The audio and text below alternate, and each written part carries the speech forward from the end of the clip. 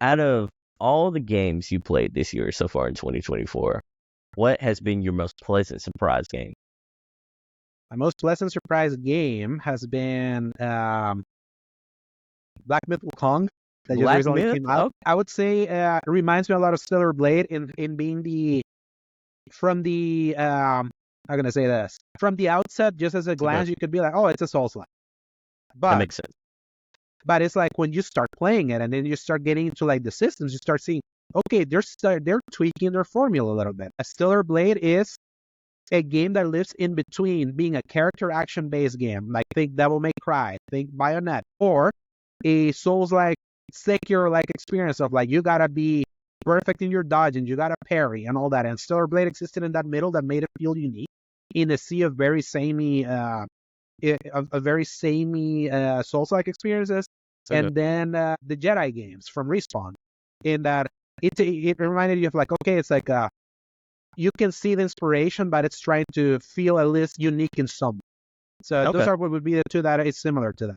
Everyone, that's just a little snippet of what's to come in this episode. We're going to be talking about what we've been playing. We're going to be talking about Gamescom, what we've been thinking about it. We're going to look at the internet and scour some of the hot takes and cold takes coming from Gamescom in a new segment that we have. And we're going to be giving our what do we hope to be playing in the future and thoughts and kind of like predictions. There we go. Anyways, if you like all that and you want to listen to it, you're in the right place because this is a single player experience and we're going to get to it right after the intro. Cue it. Round 1, fight. And that's the bottom line. And his kick is good. I need a weapon. You cannot escape. You forget 1,000 things every day. How about you make sure this is one of them? Here we go. It's time for the main event. All right, everybody, we're back. And so this is the single player experience. And as such, we got to have our intro. So, ladies and gentlemen, boys and girls, children of all ages, do not adjust your dials. You are listening to the best damn video game podcast on the planet Earth in this ether sphere on the podcast waves. I am your host, Sebastion Malden, and my guest today is a man that's beaten 100 video games. Many of those he has actually platinum. He is the man that has ruled the lands between. He is the peacekeeper of Midgard, and he has saved the land of Hyrule countless times. He is a writer and a games reviewer on the sites Season Gaming and the Critical Corner. Ladies and gentlemen, my guest today is the unbeaten one. This is Alejandro Segovia. Alejandro, how you doing today? I'm doing great. Thank you for having me once again, Sebastion. It's been a while, and I've been wanting to come back. Oh, yes. It has been. So before we get to the nitty-gritty, how has your 2024 been going so far? From a games perspective, I am is it a Legally Blonde meme of the pancakes? Yeah, So it's like the literally that you're eating pancakes, they're kind of serving you everywhere. I'm like, I keep reading all this like damn takes online of like, what a dry year of release. And I'm like, what are you talking about? There's just a lot of, like, there's a bunch of food you can eat. It's just that you don't like that food. So it's like, I feel like I'm eating so well. I have eaten so well so far. And just looking what's ahead just for the rest of that year, I'm like, God damn it, I'm going to like put out 20 pounds of gaming this year because I've been eating really well. Personally, without diving too much into personal stuff, it's been a little bit more up and down, like both in the country that I live in and just some stuff at work and all that. But that's kind of the beauty of having games, and that's the name of my channel where you can find some of my reviews. It's like I love using gaming as an escape, and I feel like I've done some good escaping from realities this year. So that's been 2024 so far. That's been good. So we kind of talked about in the cold open here. You've been playing some Black Myth Wukong, and you've been enjoying it. How far are you into the game? I feel like chapter? Because I started literally the day it came out because I was not originally going to plan on buying it because I was like, when you hear about a Souls-like experience, you just have to really be in the mood for it. Do I really want to get into this risk-reward, let us kick your teeth in kind of experience? And I was like, I already played the DLC of the very best of this kind of game. I feel like I've gotten my feel. I feel there's other games that are within the vicinity that I'd rather wait. And then the FOMO started hitting me when people started explaining what it is and what it wasn't. So I was like, I caved in and I ended up buying it. Thank you, PlayStation Stars, for all the points that I accumulated because it helped me get it for cheaper. But I was like, That's great. I got to try it, and I'm like I've been pleasantly surprised how much I've been enjoying it, even though it's also very up and down. That I feel it can be pretty cheap. And this is one of those rare games where you don't, at least initially, are not given a parry.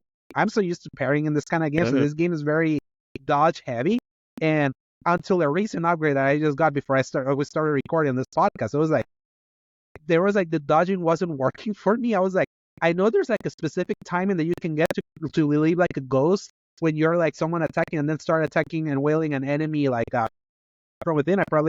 You probably saw it in one of the clips that I sent you earlier today that I was able to kind of like extract, and that was kind of like happening and not happening. And to me, it's like I am very picky about games that have their mechanics tuned in right, because the not tuning those things right can be like the big difference between a game that's like so well made or one that's just like so frustrating. And I feel like initially that was like teetering in between that. I was like, oh man, it's like, I don't know, like if this is very finicky right now, if it gets harder later, man, we're going to be in some rough stuff. And then you realize, no, there's a bunch of skill trees, and I got one that extends your dodge, and I'm like, here we go. So they hid this behind like one of the upgrades. So this is a very like skill heavy, like a skill tree heavy game. So I was like, okay, this is like, this is kind of helping more. So it's like, I also feel the fact that this is the first new game that I played over the last 2 months, because I've just been playing Final Fantasy VII Rebirth, because I've been wanting to platinum it so long. Made playing this be like, okay, this feels so different from Rebirth. So this kind of, when you're stuck with a game without playing anything else for so long, and you kind of miss the forest for the trees. I feel that has also helped this being so different from what I was playing and still playing, because I'm still trying to platinum it. That I feel like, yeah, this is like a good start to the fall releases, I would say, with because this is late August. We could say like people like considering late August as the beginning of like the fall release cadence. It's like, yep, I would say it's been a pretty good one to start us off, even though I'm more excited for stuff that's coming literally within the next 2 weeks. We're in it now. So you feel like we're in the end game now? Oh yeah. If people were complaining for whatever reason that this has been like a dry year, I see the lineup that I kind of sent you the games that I was excited, that I had to leave off a bunch, because I was like, no, this is what I'm excited to play. I'm like, I see that, and I'm like, I can see the appeal of this kind of appealing for more people. And I'm like, yeah, I feel like if they're complaining after this, I'm like, do you really like video games? Or you legit like specific kind of games? Or at least that's kind of how I see it. So I feel there's a good start for that. So I do feel like the appetites have been a little more selective in the very beginning, and then now it's like it's a widening kind of like the buffet is like getting to other genres a little bit outside of the ones we got earlier. If we ate a lot of Asian food in the first half, it's like it feels like now you're gonna get a few more burgers into the diet there, like coming in, because that's the thing. Like if I'm gonna remember 2024 as a year, like something specific about this year was Japan asserting complete utter dominance in like the release calendar. If you look at everything that they have released, and even within different subgenres, like Japanese developers and also up and coming South Korean developers, Game Science is a Chinese developer, the guys that made Wukong. It's like all the Japanese devs have been showing up, and then almost no Western dev has kind of showed up. Like outside of Ubisoft at this point. It feels like Ubisoft. Like, and people are excited about Ubisoft because there's like, where's the Western flavor? Western flavor has not been there. Me, that I love both flavors, but I also have a special place in my heart for Japanese development. 2024 has been like heaven, because it's like, oh my god, it's like they're all here and they're giving me different kinds of taste of games that I like. It's giving me my fighting games. It's giving me my action RPGs. It's giving me turn-based stuff. It's giving me strategy stuff. It's giving me Souls-like. It's giving me open worlds. That I'm like, it's like they, from one territory, they've been serving me in all these different ways. And me, that I love their aesthetic so much, and kind of like the flavor that is Japanese stuff, that I'm like, wow, it's like, if you're not a fan of Japanese games, I feel sorry for you, because what they've been serving has been like really well. Or no, not just even Japanese stuff, but more like the Eastern side of development. Not from the Western side. When I really look at my list, I'm like, what from the Western developers have I really played this year? Last of Us Part 2 Remaster. I mean, that's a remaster that was frankly unnecessary, even though it was well made. Hellblade 2, which is one of my biggest disappointments of this year. That's also kind of like Western, if you look at it, UK. So it's like, when you start thinking about what has the West done, it's like, it gets to be a sad state, doesn't it? It's like, we would say it's been a horrible state. And then even some of the few things that people are saying, like, as a Western, if you're a fan of Western RPGs or something like Kingdom Come Deliverance 2, that was like slated for this year. Like, we got a delay. It's like, yeah, like all the Western, it's like the Western that seem like they already smell the roses. They already kind of know what time is it, and they know that this year is like a lost cause for them. So they're just leaving Japan to it, and Ubisoft that just happens to have two games that people want from them that are coming out. But it's like, yeah, it's like, then BioWare probably is, but it's like, yeah, it's not for Western side. If you're just a fan of Western side, like, I feel sorry for you. I really feel sorry for you. Yeah, So, you know, and it's, not a fan of indies, because indies has been a Indies has been variety really of indies carrying have this come year. out here. Yeah, Yeah, so- I do think that's a separate conversation there, because I'm like, indies, I think, has had a phenomenal year, but I would argue we've had a wave of indies at this point since 2020, as that's like, Mhm. feels like their Yeah. top tier at this point. Yes, this is very similar to 2022, where indies were able to carry a bunch of like the empty gaps. Was that The the big It difference- Takes Two year? 2022 was Cult of the Lamb. Yeah, The sequel yeah, I and gotcha. all of those. Mhm. Yeah, because that was like, when people ask about dry, barren years, go look at 2021 or 2022. That was barren because there were major gaps that Mhm. were not there in 2023, and they were not there also there here in 2024. 2024 is more selective and like more niches, more specific tastes, but the gaps were being filled up. It's about Yeah. whether you like the kinds of game that they were given. But those in those COVID years, that's when we had not. That's why I'm like, because I had Elden Ring. A lot of people like Mhm. hide behind the fact that that year had one of the greatest games ever made, according to many. I wouldn't say I can see the argument. It's not mine, but it's like I respect what it did, but it feels like that helps hide the fact that what were you playing after Elden Ring for the majority of that year? A bunch of indies, because know- then a lot of the AAA stuff was like you have to wait until like November or October that year to start getting that stuff again. It was a yawning gap there. That is what I call dry. But because it was big Western stuff came out like at the end, Mhm. and it was like, because that was Ragnarok's year also. So it's like that year was like, because it had huge single pops, people don't think about how dry the rest of that year was. You know, That's why I go against dry as a descriptor for this year. in the crazy particular. thing is like, I don't think that year was so dry is because like it had more Hollywood blockbusters though. It did have the God of War Ragnaroks and Elden Rings, It but had it also Horizon too. it also had Mhm. Horizon Forbidden West, and Nintendo was also involved because they had Pokemon Arceus Not only that, 2022 was Nintendo's year. and They had, like, Splatoon, you know? Yes. Not only that, they had their big exclusives and a bunch of like tiny exclusives. Like people were like, I Mhm. was debating with my guy friend named Eric over at Season Gaming about, we were looking at the lineups. Xenoblade was that year, exclusives. right? Yes, Xenoblade 3 was also that year. So it's like Nintendo showed up. It was like the Nintendo Switch was the system to be in just on exclusives alone. Obviously, PlayStation had some of their biggest pops. It's like in when you have a Horizon, a Gran Turismo, a Last of Us Part 1, and God of War Ragnarok in a single year, especially for the kind of like big budget, huge drops that they are. It's like those do feel big. That was a really good year for PlayStation. The problem was that PlayStation spent all that year fighting the damn Activision Blizzard acquisition, that it was like they besmirched their own image despite the fact that they had the games when Xbox had none. Yeah. 2022 is the reason why Xbox is where it's at now, because it's like they fumbled the bag so bad that year that it was that it's like they undercut all the momentum they had built within the first two. Yeah. So, 2022, I think like it's like it goes to show you. I think when like two of the big three, PlayStation, Nintendo, and Xbox, when they're active though, it feels bigger. It doesn't. yes. Even if the Mhm. library isn't as robust, because I do get your point. I think 2024 has a more robust back-to-back volume of Mhm. games there, but like you can almost argue that like none of those games feel like they're on the level of 2022's like big major catalog. Yeah. It's just The only one that I would put there is Rebirth, because I Yeah, like Rebirth yeah. more than the games that came out in 2022. But that's just me. yeah. I So that's the understand. thing, and also kind of like it's still the highest reviewed game of the year. I'm still waiting for the official game to overtake it because Elden Ring was just DLC. So, but it's like because that game really connected with me in a Mhm. way that that's the thing. Like, what's weird about the 2022 exclusive that Sony put out, because it was like, I love Horizon Zero Dawn. I adore God of War 2018. God of War 2018, I think I talked about the story before Mhm. here on the show. It was like that was like the game that refueled my love for games when it hit.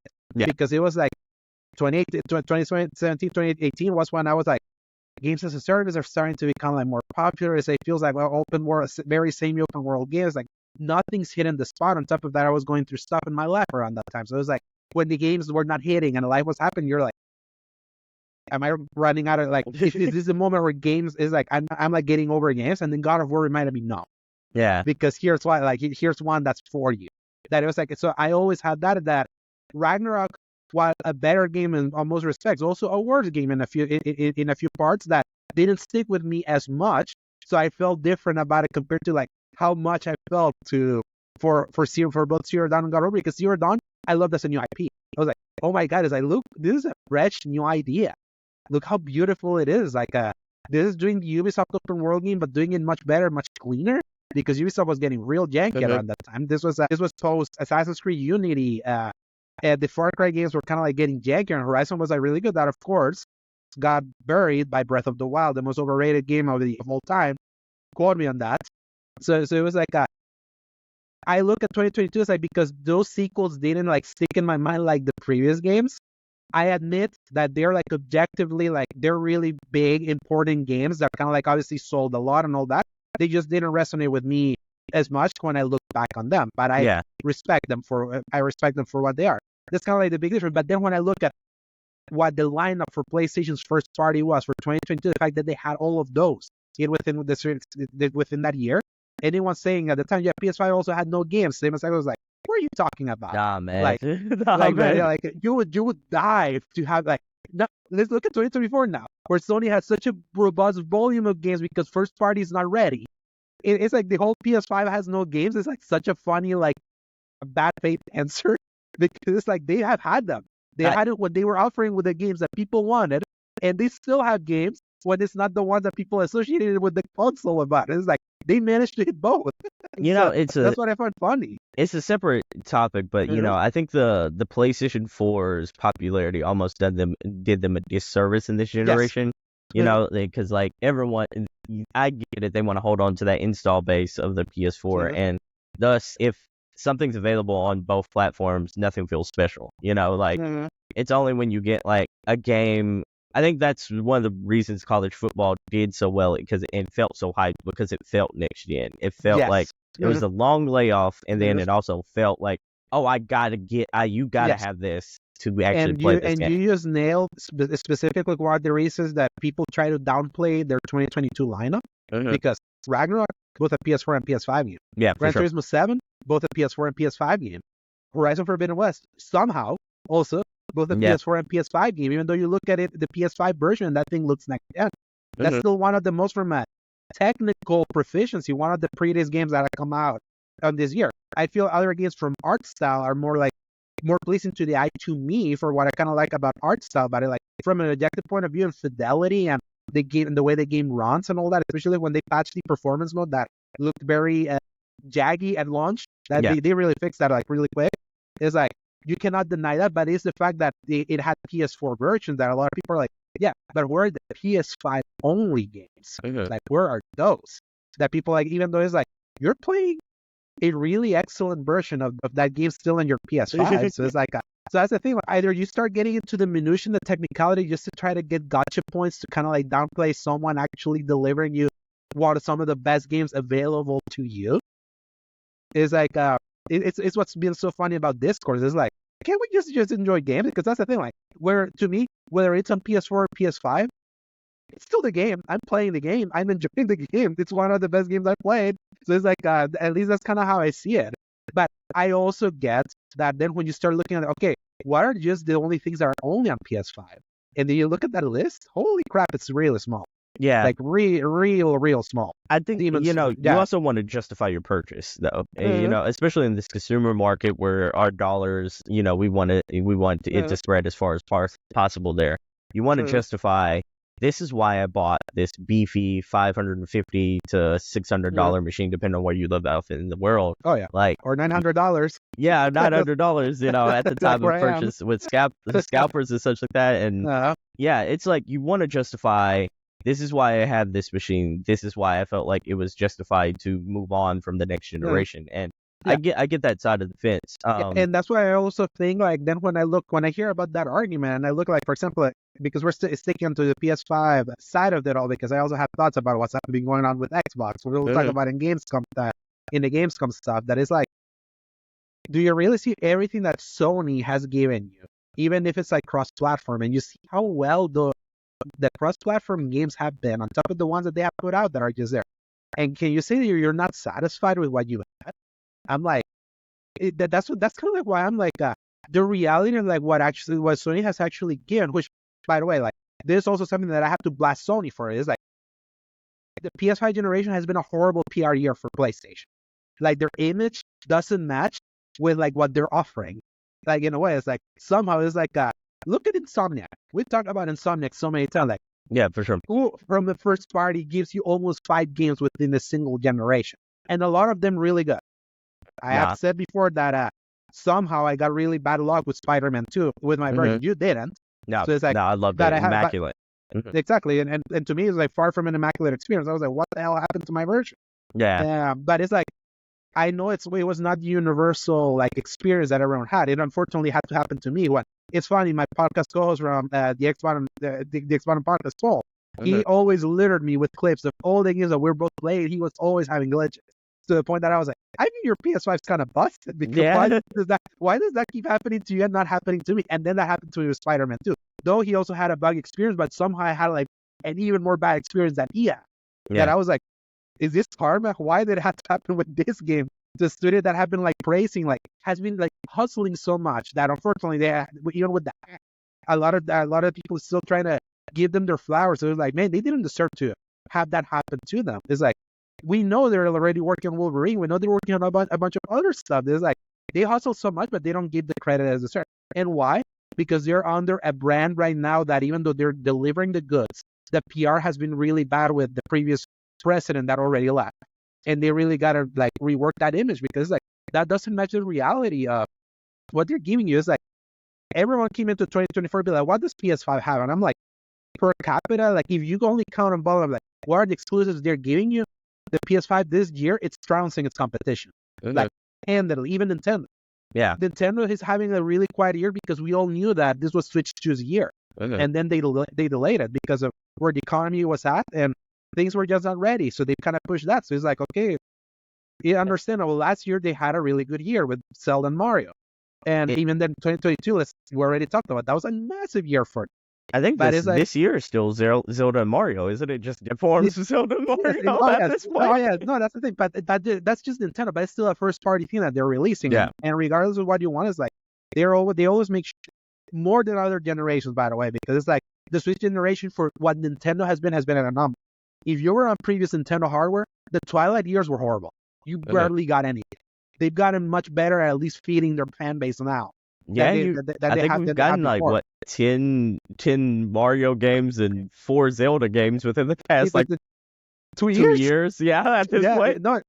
So it's like that has gotten much better for them. So it's like the Twilight year of the Switch, it still doesn't feel bad, and the fact that they still announced new stuff that got announced and is gonna release this year is like putting them in like, yes, like there's still some healthy stuff that doesn't match what the general discourse may be, which again, like we had this conversation just in private with our chats, that is like it is okay for you to say that the food you've been served is not to your liking. We all know what we like, and it's totally fine for you to be like, yeah, what has been coming out, it's not for me. Yeah, you're totally bad because you know what I like. I have been like pushing back for the general statements of there is nothing.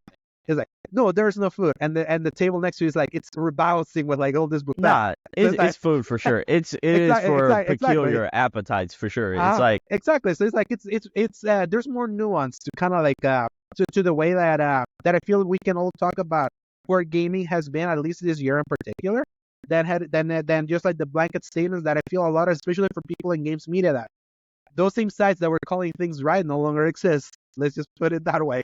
Nah, even for I feel so bad for you, but it's like we have to be really like we have to be really careful how we analyze a bunch of this stuff, because like reality sometimes don't match with sometimes the personal bias or how people sometimes analyze. So that's kind of like something doesn't maybe get lost with all the text that we send that I usually try pushing for, because it's like let's at least try to analyze things very objectively while understanding and putting where our tastes are. Is So- this something that I respect a lot of? Like, for example, kind of funny is Greg Miller. All this year, he's been like, I don't see much that's for me. But Yeah. there's a lot of stuff. And I'm like, that's the read. That's 100% valid read.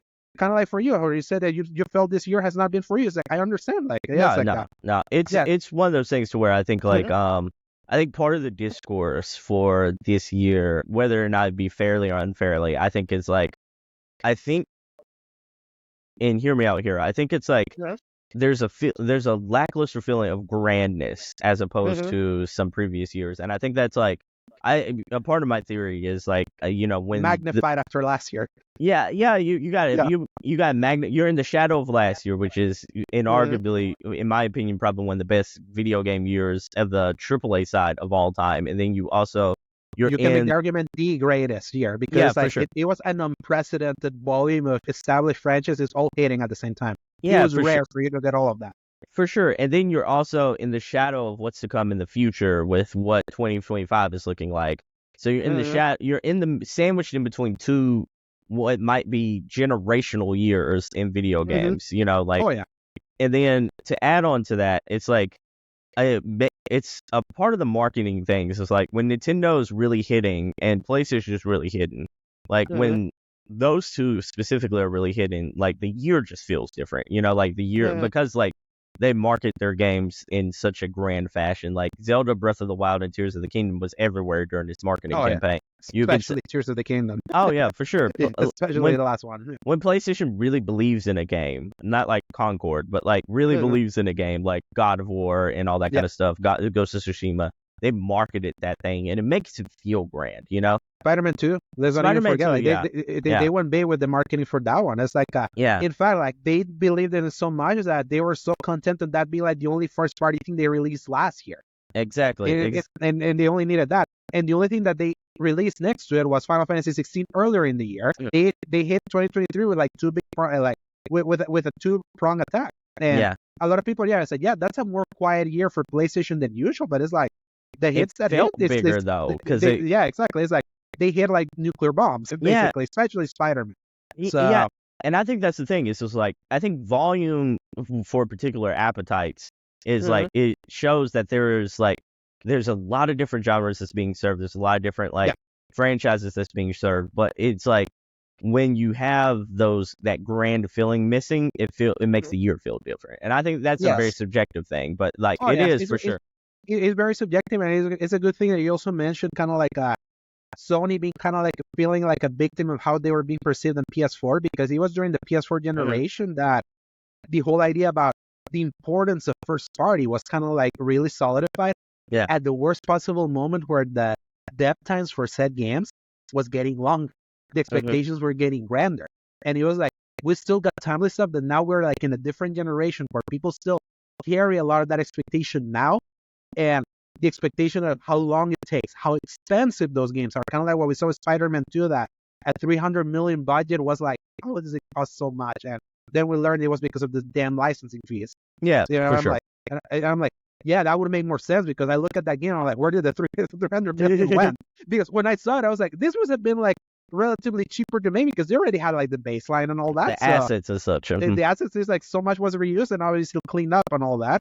There's some worse character models in a few spots, but that's like that's kind of subjective. But it's like then when you start hearing that, then you're like, no, it's like this is painting like a really rough picture about like expectations of first party, like, and what's the timeliness of that how we can get that then we're right to 2024 for PlayStation, where they immediately from the top of the year were like, first party ain't really showing up this year for what you really want. Nah, for sure not. So it was like, but then Sony was smart of being like, okay, yeah, we don't have the first party is not gonna be there. So it's like, you get nothing for the rest of the year. No, they were smart. They were like, no, let's try to fill up the calendar with a lot, because then there's it's a shotgun approach of like different things, on top of having the most anticipated game coming into the year, voted by a lot of people, which was Rebirth at the beginning of this year. So it was like they really went with that shotgun blast approach to try to like cover. And then like first party is kind of showing up this year with Concord, which it's out, people, in early access. People forgot about it though, already. Yeah, exactly. So it's like, yeah, that's kind of where you are. And then obviously Astrobot, which has a lot of hype going for it. Let's hope that hype also, that they're able to convert all the people that platinum the damn thing into like actual sales. Concord got horizoned by Wukong, by Black yeah. Myth at this point. Oh yes. And it to me kind of like what's so disappointing about kind of like how Concord is just being like left over is like Sony has made their name for single player like for so long, and that's good because like they found that niche and really filled it. And I'm like, I really love the PS3 era where they were able to have that, but still attempt to do a bunch of other stuff. Because obviously they were talking about it was like, I really love a very diverse lineup because it's like it lets a bunch of stuff to breathe, and I love myself some variety. And I'm like, Concord was at least that. It just sucks that it's like, this is how you're doing your shooter with a genre that is like, you only see it in free to play striving, and then you're launching it as a $40 thing. And on top of that, it's like so generic looking, so like it feels like a Wish.com version of like Guardians of the Galaxy, kind of like the vibe that you kind of get, despite the fact that it's a really good looking game. If you look at that game, like next to like the hero shooter competition, is like, man, like the fidelity of what it has, it's like, yeah, it's like you can see that it was a Sony first party thing that worked on this, like when you're like playing it. But then it's like, it also has no personality. And then like when you see a game like Marvel Rivals, a brand that people know, and it looking like a very competitor in the scene like Overwatch, but now with like Marvel characters and gonna launch free to play and all that, it's like it's just like they launched that game like at the worst possible time. And I feel like there's an alternate universe that exists, that this could have been maybe similar to Helldivers 2, that it was probably a PvE thing when you're playing as the team that you saw in that trailer, and you kind of going, it's like, I could have seen that, like that could have been their way to do it. And it's like, I know you needed to be like, you needed one of those shooters to be like competitive. You kind of need that, especially when this probably was greenlit around the time where they thought they were losing Call of Duty when Activision was being bought. Because let's not forget why they threw that entire fist and like fuss in 2022 was because they were scared, because it's like they didn't invest in their own stuff because they had Call of Duty. It's like, why do we need it? Because they were like, their mentality was, why do we need to do our own shooter when the biggest one in the market at the time, at least it's for everybody, yeah. I get what you mean. Yeah, so it was like they didn't feel the need to invest because like we are the de facto platform where that's been played. We make that money for it. It's like, we don't need to invest on that. Let's do it. And then obviously they heard, oh crap, it's like our competitors might take that away from us. Like now we have to invest on that. So I can imagine that's kind of where Concord kind of came from. Even though I know it was like in pre-production for much longer, but I know that's kind of like that was probably why that came to exist. It's just they misread the market and kind of like where the trend was. So it's like it feels sad that it's like, man, it's like I don't mind you existing. It's just in the context of everything, it feels even worse how ignored you're being. Because I played it, it's not bad. I like the beta. No, it's not bad from what I hear. It's just gonna get kicked in the dirt. But it's like I want to pivot for a second. I know we were talking about 2024, a year encapsulating here so far, but I want to pivot to something that happened yesterday, and that's Gamescom. So absolutely. Good pivot, because it's like Gamescom at least gives us a good idea of like what the rest of 2024 will look like now. So it's like, let's do it. For sure. Without further ado, let's pivot to that.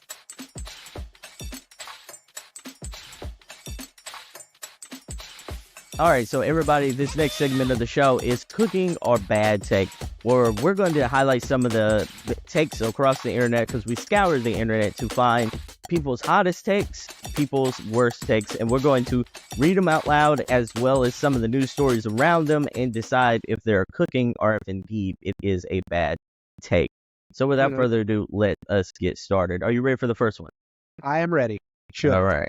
Let's see here. All right, so everybody, I want to start with this one. Can you see this, Alejandro? Yes. All right, so you want to read this one out for us? Oh, yes. So basically, it was a response to the Borderlands 4 announcement that kicked off the show, and they said that it's coming in 2025. So this is from Daniel Berfel, a user we love. It says, I'm hoping you change up the writing for this one. Borderlands 3 had great combat, but due to how much I hated the story and characters, I barely beat it. Haven't even touched the DLCs. The game loop is good. I just dislike how dumb the story was. Okay, so after the movie came out, there's been Yeah. some a lot of Borderlands discourse over the last Yeah. couple of weeks.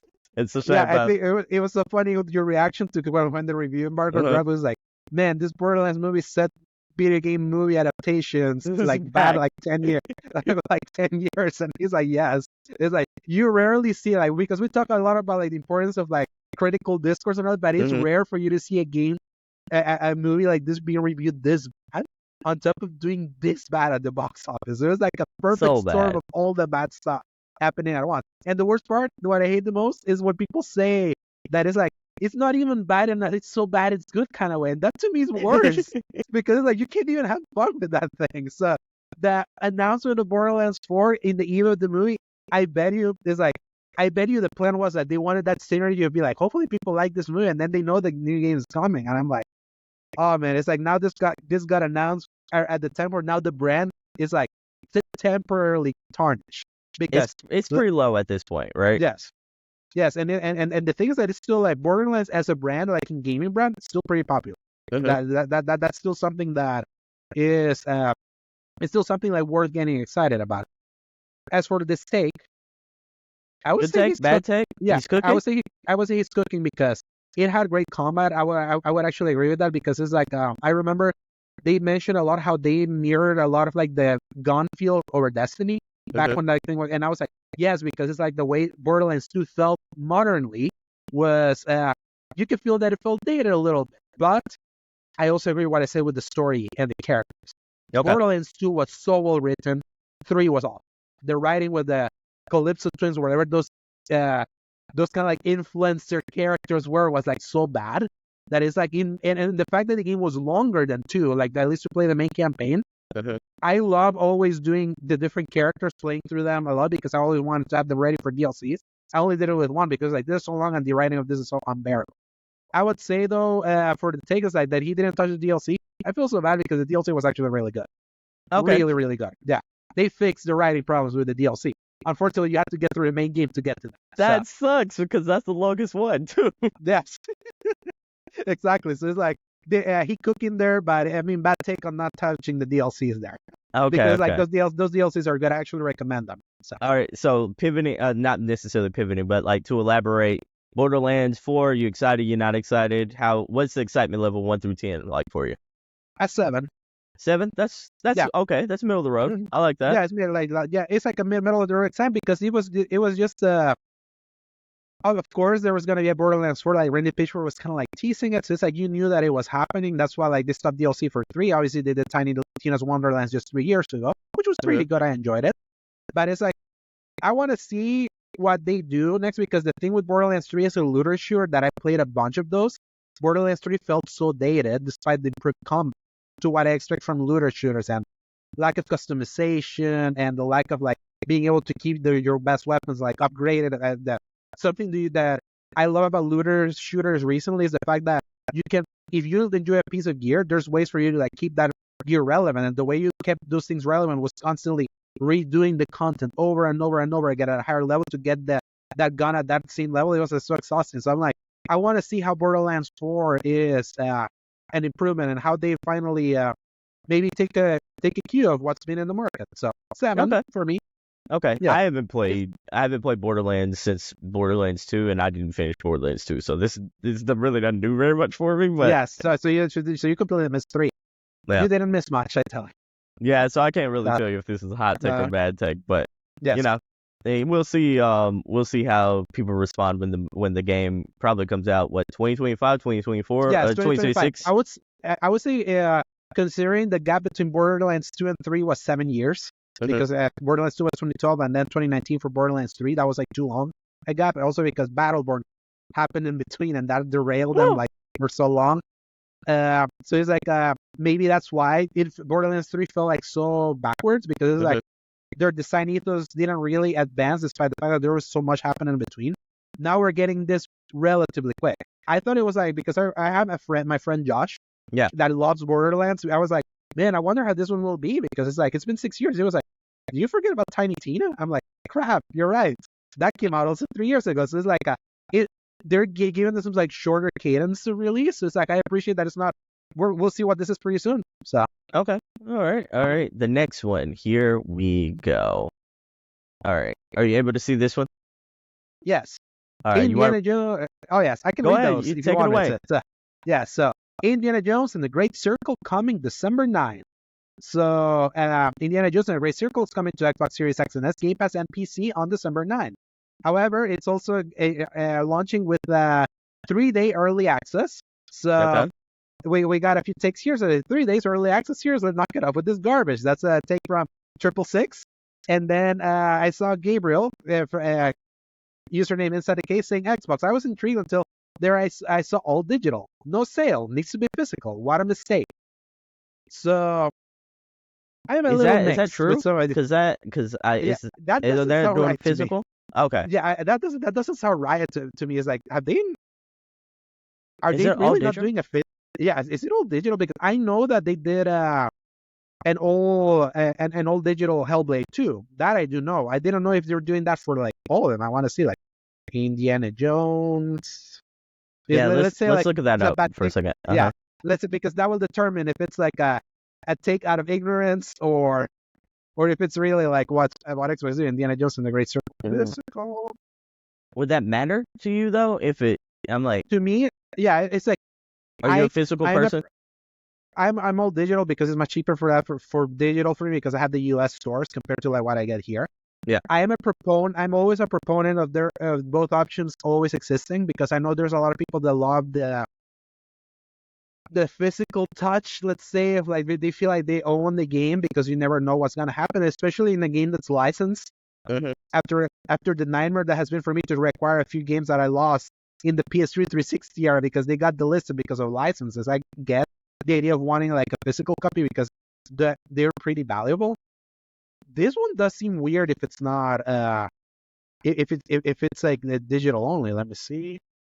Okay, so I'm Is it- seeing right here on Uh, pre-order the Great GameSpot? Circle. Oh yeah, Mhm. I'm on GameSpot as well. I'm on GameSpot as well. It yes, looks they're physical. it yeah. looks like it's physical, so we're gonna go with a bad take on this one. Yeah, you're a bad take. Yeah, bad take out of ignorance. Yeah, but it's all Gabriel good. over You there. just didn't know. Yes. So Yes, but that's the thing. Like those can be that's the irony of the internet era Mhm. nowadays. Knee-jerk reactions of not understanding what they're seeing. So, okay, as what's we're- the first take? You think that's bad or good? the 3-day early access. Here's to knock it up with this garbage. As someone that did get the early access for Starfield on Game Pass, let's Was just say that that just I have. available for I- everyone in Game Pass, or you paid Ye- the extra $10 to get it early? So it's like you actually have to pay like $30 or $40. Damn. So that's the thing. Like this is a way for them to at least earn some money because obviously Game Pass is already kind of given to you. Obviously, right now Game Pass is going through a little bit of a rough period because of the price hikes and them removing day one access to the cheaper tiers. Yeah. So it's like, what can we say if you're in between? It's not good either cooking or bad day. Because I'm like, yeah, So the 3 flame, days- so the flame's on, but you don't think they're really cooking. I feel you're raw. Yeah. They're like, or so something raw. I feel like it's somewhere in between. Like, I get the idea. Is like, why are you always kind of like dangling earlier, like access to a game from a date that you're kind of giving? I kind of get the frustration. So I'm like 50% cooking and also 50% bad take there because we don't have like a middle option. Okay. It's, Okay. I yeah. I'm of the opinion if the game's finished in the early periods, the 3 to 5 days or whatever, I'm like, just push the release date There's a up. release- yeah. I don't feel Yeah, like that's a it- good pre-order bonus, if I'm being Yes. honest. If it's just like the Starfield one was 5 days. Mhm. So I would say there was even more time for you to like get access to that thing because it was like you could start playing on September 1st. Mhm. The full game came out on September 6th. You were in PAX. I remember you went to PAX. Yeah, for sure. That's why you couldn't do the early access for Starfield, and I was able to do it. So it's like I enjoy the early access if it's a lot of days. If it's just 3 days, you're like, you know what? Yeah, it's like you're kind of cooking there. I kind of get it. Like if it's just 3 Yeah. days, but like more access for that is like, yeah. But Let's I see get what you other mean. we got. Yeah, let's see what other we got. All right, Is there next anything one. else about Indiana Jones? Yeah, there's another Yeah. one, Indiana Jones, right here. Yeah, here we go. So I'm gonna reread in this one. Microsoft confirms Indiana Jones is coming to PS5 after its Xbox debut. Another Xbox exclusive is coming to PS5 in 2025. So here are some of the takes that we're hearing. We got a thread from Joe Tanos, which is, it's a me, Joey T. They gotta make money somehow. PS5 has outsold Xbox by like 2-1, so it kind of makes sense. Plus, they probably got pushed to do this by Disney. And then the answer was, that's what I figured, but still you need exclusives. And then that's it. He's the same user. He follows up with, wow, those Xbox console exclusives are just not a thing anymore. So what do you think about all this? You think this is a good take, so bad take? Yeah, What do you think? this is actually a cooking take because it's kind of like a good read of exactly what's happening. It's kind of like what I mentioned when we were talking at the top of what I was thinking with the year and how like catastrophic 2022 was for Xbox by eliminating all momentum they had. Over the last 2 years, we've been seeing that Xbox consoles down, and down. People are just not buying those consoles, even when they finally had a lineup last year. Which then we can debate on the set quality of that lineup. They had a horrible game in Redfall. They had an incredible surprise game in Hi-Fi Rush. You had a game that failed to live up to its expectations despite being a good game in Starfield. You disagree on it being good, but that's a conversation. But it's like I think like if your game is debatable, like I think that still doesn't really count as a big win, Exactly. It's not a big win for it. It's not a big win for not being he was not the king that was promised. Yeah, everyone had like they literally that was the king that was promised when you were given a 45-minute direct after your showcase, and the hopes and dreams they were pinning on you based on your previous reputation. So the fact that it was a good, not great game, especially at launch, that's not a win. No, that's simply not a win. So despite the fact that I did enjoy the majority of it, so if Starfield was a person in Game of Thrones, he'd be Stannis. Yes. To where like it's to where like it's not necessarily like Stannis never wins big. He just has these small little wins, and there's people who always champion for Stannis. Yes, and then he gets overtaken.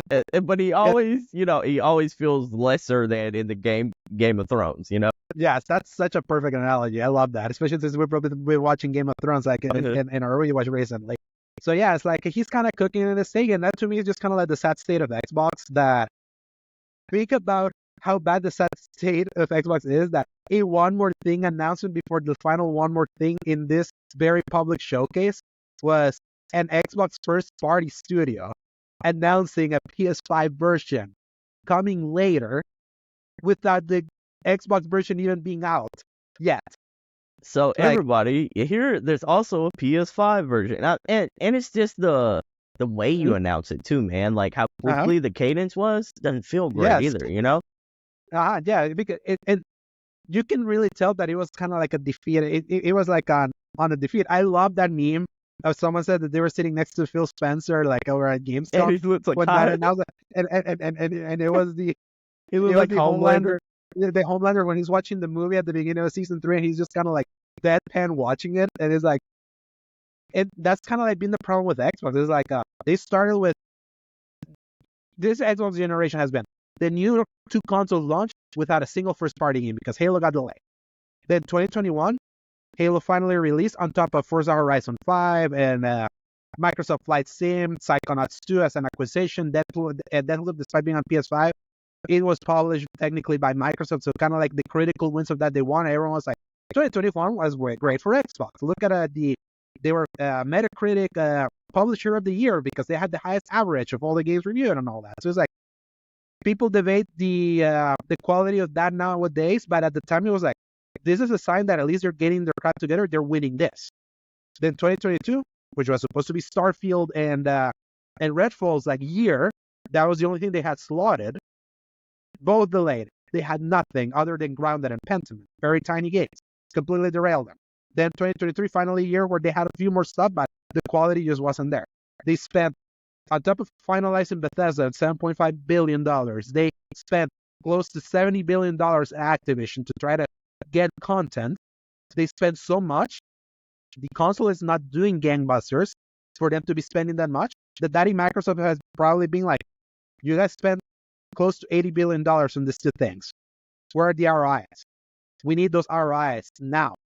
And this is where we are. It's like they spent so much of trying to basically brute force a massive first-party lineup. And because they need the return of investments. People don't buy games on Xbox because everyone's conditioned to be on I'll wait for Game Pass. They say it on Game Pass. It's like you already conditioned people to not buy. Now you're also like people saying you don't really need an Xbox. You can play on PC, you can play on cloud, and all of that. It's like they've done everything to try to spread the field and not build up the importance of their console. That this is where we are. One of the few exclusives that you have left, because a lot of your lineup for this holiday, the one that I posted is like DLC for Starfield. Obviously, that's still an exclusive for you, but it's like DLC for Diablo multi-platform. You know, exactly. It's still DLC for Diablo. Call of Duty multi-platform thing. Obviously, you're gonna get all that money. That's good for you, but it's like perception-wise, that's not a. Think about like what that means. Is like your big hitters are everywhere, and then the few things you still had that was only for you. In this case, it was just Indiana Jones because About left the building. It's coming out in February. It's like now it's like you announce that in the spring. If this is coming out in December, when is the spring? 3 or 4 months later. So I want to ask you this this question before we go off into the next one, because I think this is a poignant question here. In December, historically speaking, hasn't been a month to where like big bangers normally come out. It feels like, especially after the Game Awards nomination. Yes, it feels like a dumping ground. And that's always something that I've always resented about the Game Awards, how they like rewarding the stuff of the year, despite the fact that there's still a lot of games still slotted from November and December that are still pretty great. And always their excuse was that they can be nominated for the next year. But the truth of the matter is, a lot of people, when they're thinking about Game of the Year, they're not thinking about late November and December for when they're trying to tabulate. So that's always something that I've resented about that. Yeah. Especially when, for example, like one of the biggest misses for that was Far Cry 3 in 2012. Especially for a game that reviewed that was a good one. Yeah, for a game that reviewed as well as it did back then when Far Cry was like still Far Cry, because obviously right now that formula is like beaten to death now. But that was one of the best reviewed games of that year, Far Cry 3.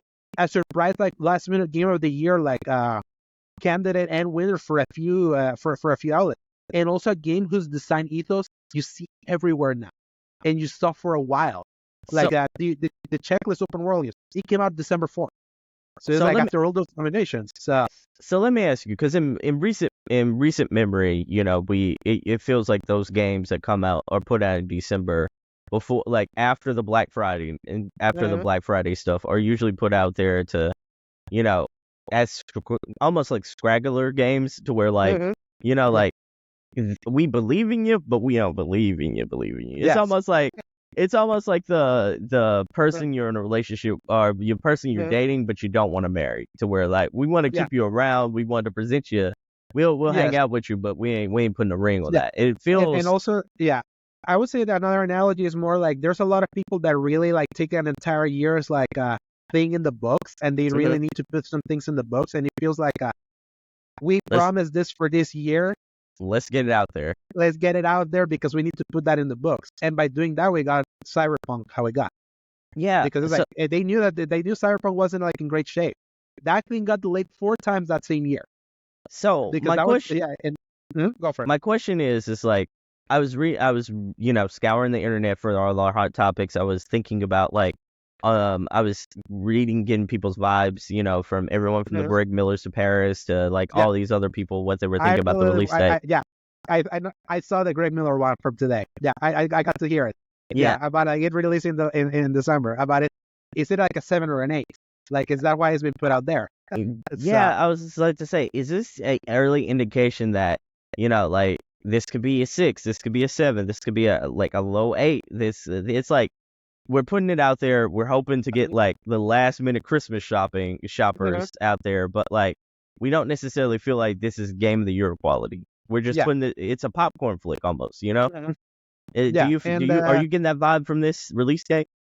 I would say based on the previews that came out recently, that the game seems like more of a banger than I was even expected, based on like the comparisons that I kept hearing. That it was like a literally the spiritual successor for Chronicles of Riddick: Escape from Butcher's Bay, a top 5, maybe at worst top 10 all-time great Xbox original game, because it was like one of those rare licensed video games that brought in the immersive sim first-person like experience to console that used to exist only on whatchamacallit on PC at the time. It was like a very revolutionary, like obviously a little niche like when it comes to sales, because it was an OG Xbox. So the people that played that, when you ask someone like, if you own an OG Xbox, where were some of those games that to you were like the cream of the crop? And then you hear the KOTORs, Halo 1 and 2, Splinter Cell. I hear Riddick those.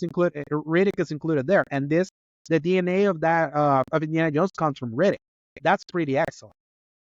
You know, It being released in December, to me, it's like it's a crapshoot, because it's like in recent December releases, when I think about that, it's like obviously there's the most popular one for me is Far Cry 3. Such an excellent game that got dumped in December for a last minute polish delay. Then Rainbow Six Siege launched on December 1st, 2015, and that was the bare bones version of like they needed to get it out for the holiday thing. So it was good, and it was like Rainbow Six Siege, an excellent game now because it was built upon, but it launched not so great. Yeah, like 10 years later, though. Yeah, exactly, it was great.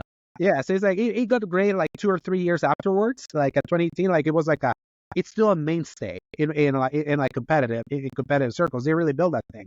Then 2016, The Last Guardian. It was for the hype The Last Guardian had as the next game for Shadow of the Colossus. It was fine. I don't think they believed it like Shadow of the Colossus though, but like exactly. In modern times though, I think you get like the Avatar Frontiers of Pandora, which is a middle of the road game. Yeah, a 7 to 8 kind of game. I gave it an 8. I reviewed it, and like I still stand by that 8 because I did enjoy it. Then you have Super Smash Bros. Ultimate that got released on December 6th, and it was like but that's a known commodity though, you know. Yes, but one of the few times that we got a December release that, because of the year that happened afterwards, that was able to be in the Game of the Year Game Awards nominee. The only time that's happened. So, but it was also that's still a fully featured. That's still a really impressive package. I still respect Ultimate a lot. In 2019, there was nothing there. In 2020, obviously, we got Cyberpunk, and we know what happened with Cyberpunk. Yeah, not a great lineup. Then 2021. Now, hear me out. We got launch era Halo Infinite that reviewed really well. 87 Metacritic in its launch in December, when there was still like a lot of hopium about what that package could be. Halo Infinite dropped the ball early on in 2022, that people then lumped its launch in 2021 alongside how it fumbled the ball afterwards. But when it came out in December of that year, a lot of people really liked single player, and a lot of people loved especially its multiplayer. And especially because they also launched that multiplayer 3 weeks early for people that wanted to play, and they were like, yeah, we can like give you this multiplayer early. It's like, this is how ready it is. So it's like that one had its star fall because of what happened afterwards. It's like, because it was sold as a Halo live service, that the live service element was not cooked. Hold on, so though. Like, you know, like it did come with some asterisks there, because you know, like it did come with missing some modes like Forge and all those. So it's like, and that was being included in the reviews as like, hey, look, this package is not as robust as what you expect from Halo, because that was already promised soon after launch. That was the thing. A lot of those reviews were written with like with the knowledge. It's like, look, what's here is like really good, especially in the multiplayer side. But it's like, we're gonna get everything that's missing shortly after. That shortly after was 2 years. That was that was the problem with Halo. It's like a lot of like initial reaction for Halo for Halo Infinite was given like the rope of, yeah, they promised a bunch of this stuff soon, but what's there already is like, there's a really incredible multiplayer here and there, solid single player that if they add more expansion and all that, there's like something here, because it's like the open world section, the open world Halo gameplay kind of works, but they need kind of more variety.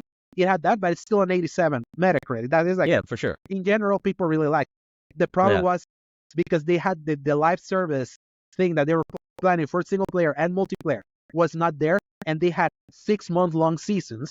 Then like the opinion of Halo Infinite completely got crashing down. So overall, you think, you don't believe the December release date means anything, is what you're saying? Yeah, it's a 50-50. Yeah, to me, it doesn't really mean much. To me, it's like a 50-50, because I've seen wins and I've seen misses, almost in equal measure. So it's like, it really is a luck of the draw. You never know. You never know. So, Okay. I think Yeah. that's fair. Yeah. I think like indie already has so much going against it, though. I feel like a lot. Yeah. You know, like with the It has a IP. relevance. Yeah, the relevance of Indiana Jones is like its biggest. It's gonna be literally its biggest hurdle to jump, especially Yeah. after Dial of Destiny. I do, you know, like I do feel like there are the was it first person, third person arguments. Mhm. Indiana Jones, is Indiana Jones still relevant in this Yeah. time and age? Can Indiana Jones put butts in seats? Yeah. You know, like Mhm. there's a whole lot of conversation about Indiana it. Jones is just too boomer of a franchise at this So point to really be relevant. So yeah, so it feels weird that it's like it feels like a release date kind of like Mhm. December 9th, when you could have had it like in a safe November time, that like Mhm. when it added to the fire, you know, like, yes, you know, and the thing is, that it being in December means that they needed all the way until December for it to be to cook. And at least the previous at least gives me hope that at least they're really focusing, instead of trying to arbitrarily try to put it in a Game of the Year, Game Awards slot, which is what trying to launch your thing in early Yeah. November usually means. It is like, if the previews already that people already saw this past week are like this positive at the release, I care more about it releasing good for the sake of Machine Games as a Yeah, for studio, sure. because I love the studio so much, and it already pulling, like, hearing that it's literally a Riddick in a Chronicles of Riddick Escape from Butcher based sequel in spirit, on like how they designed it. To me, it's like that justifies why they went the first person route compared to it being like an Uncharted third person adventure, like a Tomb Raider and like Uncharted and Tomb Raider. So it's like, at least hearing I now I understand the pitch more, and that's what Right. really exciting, because we haven't had a Riddick game in 20 years. So I don't know how well that's going to do in modern day society. I think that's what we're going to have to see, if that type of game yeah, translates to a and modern here's audience. what's the irony of all of this, because like we wouldn't have that conversation, how well will this do, because it was a Game Pass game. It being Yeah. on Xbox. The thing that they also want this thing sold on PS5 like shortly afterwards, they definitely want to put that out. And I want to, here's the way I'm hoping this goes is that Mhm. this Indiana Jones game, despite its a lot of people are like, is Indiana Jones relevant, all that it comes out, it is actually so good that then the word of mouth like carries it along the holiday, that then like it builds groundswell support by the time it launches on PS5. That's what I would Yeah. hope that I it does. think this is going to be a case of like how well does this like stay in the main light, is more Mhm. than, you know, like if this comes and it goes away like a far in the Yeah. wind, if this is Like Concord, Hellblade 2. then Yeah, like Hellblade 2, like Mhm. Concord, like Redfall, like if this Yes. is that, or is this going to be like Hi-Fi Rush? Because I Mhm. think that's the best example we've had of Yes, recent and I feel, Microsoft success. I feel more than anything right now, especially because the console wars are over. They were already stupid to begin with, because it's just kind of fun fodder for people that really care about being like being in those kind of trenches and fighting against the other one. But it's like, it's pretty clear that it's over. Like, at least how we knew that. So it's like, right now, what I want from Microsoft is like, you acquired all of this now. Please at least show me you can make something good out of this. Yeah, for sure. Because Are it you ready? hasn't happened much. Yeah, I'm ready for another one, but that's kind of like my hope for that. Yeah. So they could with that take. All right. I already got a take. I'm pretty laughing at that. So okay. Prime Video's animated anthology series Secret Level reveals full list of feature games, including Pac-Man and D&D, gets premiere date and teaser. So some of the takes that came out of like this announcement, which is for a TV show coming from Prime, that's like feels like very Ready Player One, like mix of all this like IPs together, which was wild that they were able to Absolutely do it. So, crazy. yeah, so we got Paul HPPAL saying Concord is beloved? Question mark. Then we got Bowser Guy 621 saying Armor Core bro, I'm so effing hyped. Then we got Sensei Chuppas, Jack and Daxter, it's like eyes emoji. And then someone said, that's actually crazy how many different series they are. Very ambitious. Concord is beloved. That's a bad take, my brother. With that one, that's a bad take immediately. But I agree with the other one. It's like the fact that you're in this thing TV show, you're gonna get an anthology that includes Armored Core. Apparently, Jack and Daxter is in there. Yeah. We God of saw War. Kratos. Yeah, we saw Kratos from God of War. We saw Sifu also. It's like it was like this was a super interesting announcement because this would be a TV show that I watch because I want to see what the pitch is of why all of this is like kind of together. Yeah, And it I'm coming from excited the about creat- this one. Yeah, and it coming from the guy that made Love, Death, and Robots, which I know is a pretty beloved Netflix show. It's like there's some pedigree there. So three cookings, one bad take in those four. Maybe he But was the being cook- sarcastic with it's Yeah, like because of how he wrote it. Like Concord is beloved. Like what? You know? Yeah, so completely like irrelevant. That's what I bad take there. Next. Yeah. All right. So here's our final series of bad takes. What do you think of this one? All right, so the show ended with a reveal of Mafia: The Old Country with an official teaser trailer. So uncovered the origins of organized crime in Mafia: The Old Country, a greedy mob story set in the brutal underworld of 1900s Sicily. Fight to survive in this dangerous and unforgiving era, with action brought to life by the authentic realism and rich storytelling that the critically acclaimed Mafia series is known. So we got CDU B901 saying, gonna be effing wild if we get another Mafia game before GTA 6.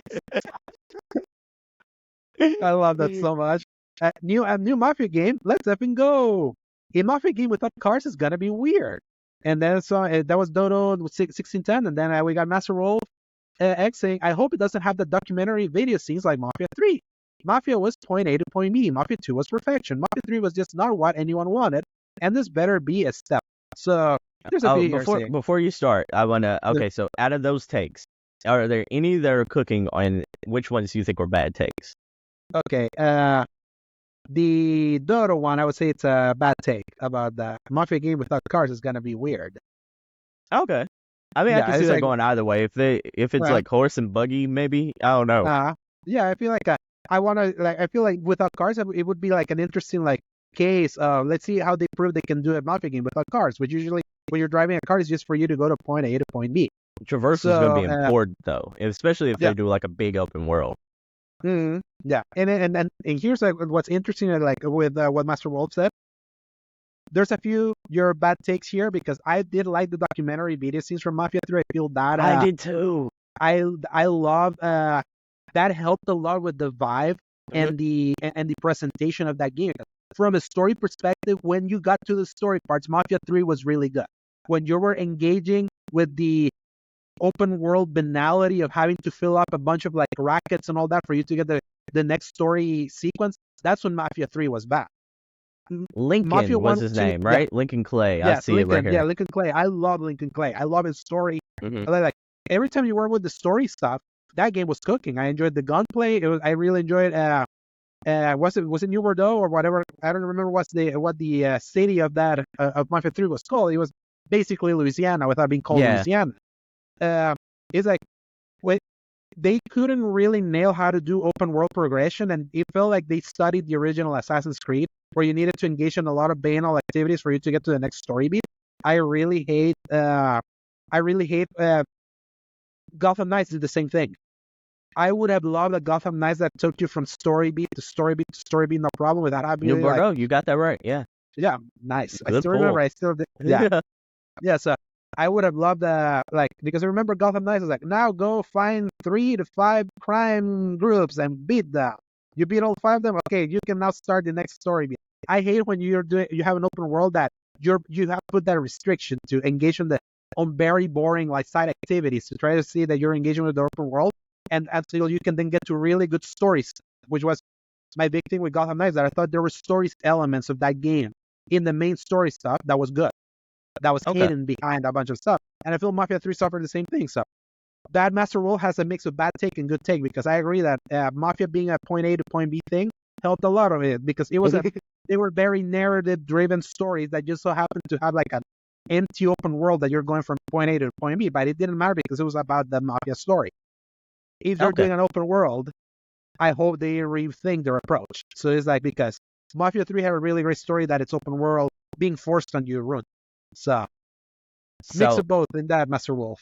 But if a new Mafia comes in before GTA 6, I will laugh hysterically, because this was just an announcement. They didn't really tell us this was next year. No. And it's 2K. Like 2K publishes both games. So I would hate for Mafia to get buried under GTA. So I would hopefully they push that back to the following year. But yes, We'll That was see. one of the reasons why like the Saints Row reboot to me was so disappointing because it was like because GTA was just MIA. It was like finally we're gonna get a GTA type open world game because I haven't had that in forever, and then we got that garbage. Yeah, that was So, rough. Yeah, it was rough. It was so unfortunate because I was so ready for it. I was like, I haven't had a GTA like game, and Saints Row is usually pretty fun and like nimble to just take in, and it's like, man, Saints Row the third was so good. Why couldn't they do another one? Like, why did they have to reboot it and do it worse? Okay. So I want to pivot to our last segment for this particular episode, and that is, what are you hoping to play? Do you have something you're hoping to play in the upcoming days or weeks to come? For sure, Star Wars Outlaws, because I'm the designated I'm the designated reviewer for Star Wars Outlaws for Season Gaming. So I am seeing already like I always feel like Squidward watching in the window to Patrick and SpongeBob enjoying the stuff. Like every time that I see like a Paris Lily or a Danny Pena or a Greg Miller or everyone, I'll be like, I got the game reviewer. you can look forward to my thoughts on said day, and I'm like, gosh, it's like it's rare for me to get like a code relatively early for embargo, like to be able to hit those pre-release embargoes. And the times that I've gotten it had been games like Skull and Bones. You feel salty about that one. Exactly. So it's like those are the games that I get that. And then usually, like for example, Rebirth, I got a launch day code. For Avatar, I got a launch day code too. So it's like Assassin's Creed Mirage, I got a code 2 days before. So it's like, okay, it's still pre-release, but it's like it's not like time to actually marinate through it. Exactly. And it was like I've had pre-release like $100 edition experiences before. I just got a code for that. So that was the only reason. I haven't had that like you're getting games so early to hit an embargo before like I release it. So I'm like, here's hoping. But yeah, Star Wars Outlaws is like the one that has been like that was after Rebirth going into 2024. That was my most anticipated game of the year. My excitement grew with the UB Forward presentation, and then my excitement cratered a little bit when I saw the IGN gameplay that they put out. That was like a 10-minute thing. Yeah, the first 10 minutes or something, I think. Yeah, so I was like, what the hell happened? It's like the polish level from the presentation from UB Forward to that was like, oh, a high running PC to a PS3, basically. Yeah, so I was like, okay, so it's like, if that's how it's really gonna be, I've gotta like lower my expectations. But then the preview cycle came in and be like, no, it's actually better than that preview. That was just much earlier footage, and I'm like, why did devs keep doing this? Keep giving IGN like the lower quality footage they put out. I'm like, that just hurts. That just kind of hurts the hype cycle for that. But I'm hoping because open world Star Wars game where you can like take off from a planet and go to another one. That's always been the dream game. So I'm just hoping that at least it gets closer. And I love Ubisoft open world checklist jump. that just hits well. That can hit well in there with the right time and with the right property and at the right setting. And it's like Hogwarts Legacy was that, but I'm not a huge Harry Potter fan. So it's like I kind of enjoyed it just from a detached point of view, not as a big fan. But I'm like, man, if it was like a Star Wars open world checklist, I would be like all over this. So, yeah, I get what you mean. We'll see that, and that's relatively soon. And then Astrobot, it's so soon after. Yeah, it's like, yeah, those are the two like immediate vicinity. I'm like, oh man, it's like these are. I got my big meal and my Frosty like next to each other with within a week. We're literally so close to Outlaws. It's kind of nuts. One feels like it's going to be like a high polished like steak dinner, but in a very curated way, and the other one's going to be like that junk food that's just going to hit right, you know? Oh yes. Exactly. So it's like I can't wait, and I'm hoping. I was a huge fan of Jedi Survivor. I was the guy that reviewed for Season Gaming. Did I overrate it a little bit? Not looking back, especially because a year after a lot of the polish has not been put in, I'm like, oh, I think I gave you a little too much leeway. I would have expected a bunch of this thing to have been cleaned up because I revisited and I still enjoyed it, but it's like you start noticing those things where you're like, okay, I was expecting it because this didn't really ruin my experience during the review, but I'm hoping that they clean this up soon. And Jedi Survivor somehow is still really, especially in Series X. PS5 version's fine. Series X has audio problems. It's weird. Crazy. I'm like, why the... Yeah, because I platinumed it on PS5, and then I was like, they put it on Game Pass on Series X. I want to do a replay. I want to get achievements. I'm going to play it there. And then the audio was cutting out. I'm like, this is borderline unplayable. Just imagine you're like in the cutscenes, and then the dialogue would be like out of sync. I'm like, yeah, that's rough. No, yeah, it's like, I would feel bad for anyone for a first experience to be this, because it's like that game is so good otherwise that it's like the polish is just kind of halted a little bit. So I'm hoping at least Outlaws hits me in the same way, especially because now that one's more the fantasy of what I want, even though it's not a Jedi in an open world. So, That makes sense. That makes so sense. here's hoping. Yeah. I'm still in that Ubisoft. It's like you're slowly recovering, but you need like more more reasons for people to believe you're recovering. I understand that. I think the big ones that I'm going to be playing, well, not necessarily big ones, but the ones I'm going to be playing, Thank Goodness You're Here is an indie game. Yeah, I've been hearing a lot of good things from like some of the mutual people that we follow that I really like it. So apparently it's like one of the funniest games that have come out. Like it's so earnest and like it's in like what it's about that I want to hear more about it. Yeah, I'm gonna be playing that one, dive into a little especially since I'm gonna be going to Europe in October. I kind of want to, and especially I think in the UK, I want to play something that's in that setting, that European setting, and I think that one's gonna scratch the itch. And then 1000X Resist is another one that I'm gonna be playing. Is that out now, or will it be out like relatively soon? It's out now. It's out now. It's almost like a Nier meets Persona art style meets almost like a space Star Wars type environment, and it's like all those kind of elements. I need to see it. That, or you're speaking like my language there. Like, yeah. I love Nier, like the Persona style. Like I find very appealing. If it's sci-fi too, man, that would be. I've only been like a couple hours into it, so I can't tell you if this is like hidden on all fronts yet, but I'll read you the description. 1000X is a thrilling sci-fi adventure. The year is unknown. A disease has been spread by alien invasion that keeps you underground. You are a watcher. You are dutifully fulfill your promise in serving the All-Mother until the day you discover a shocking secret that changes everything.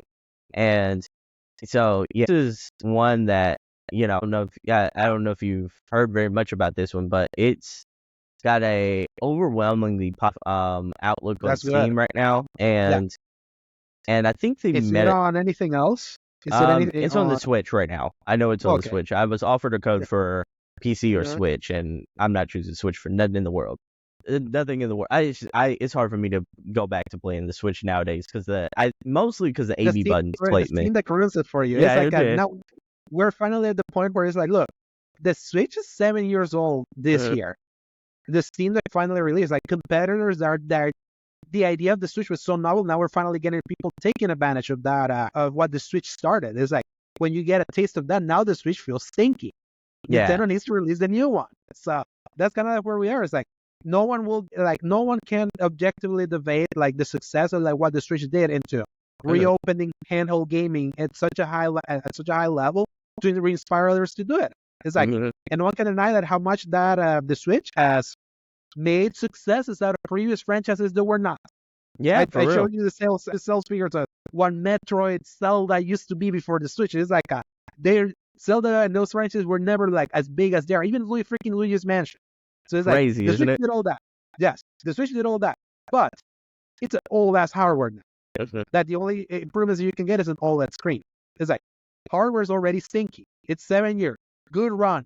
We need a new one now. Yeah. We need a new one that looks good. It's like, because now the competitors have just shown you what a better experience of that can look like.